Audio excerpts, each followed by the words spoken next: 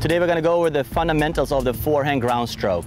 Sounds easy, and I guess it is if you do it a million times, but the basics we're going to go over one by one. On a regular day, how's your forehand grip looking? All right, so what you're looking at here is a very, very close continental grip, and you can see how my thumb and my index splits the middle of the racket. That gives you a good indication that you have a pure continental forehand. What I want Nick to do is turn the grip over a little bit. So you're going to turn the racket, turn the grip, and now you can see between the thumb and the index, bevel 2.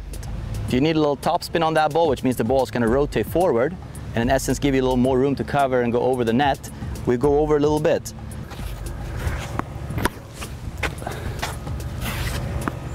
That makes such a difference, that topspin. I feel like a pro right now. Now we're going to work on some contact point just to make sure I'm hitting it in front of me.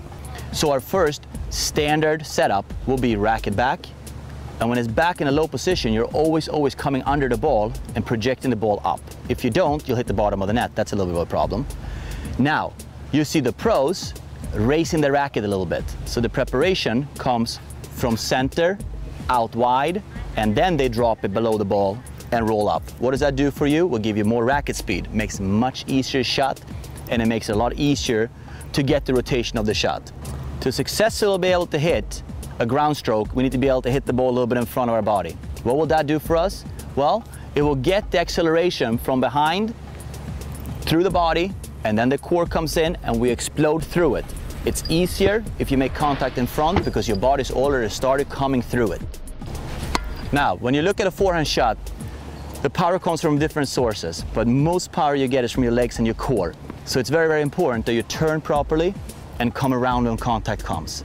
So that's where you get the power. If you get it just from the arm, it's going to fall off. That's why the pros can stay out 5 hours, and most of us can do an hour and be exhausted after it. Just for you to be able to see it at home, how easy it is to do this.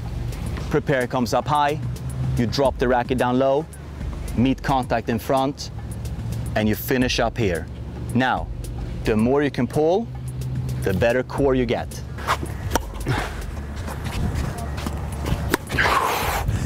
Oh, that felt so good. I'm engaging my core, my pace has gone up. Just 3 minor adjustments from Patrick have made a lot of difference in my swing. I'm sure you'll notice them too.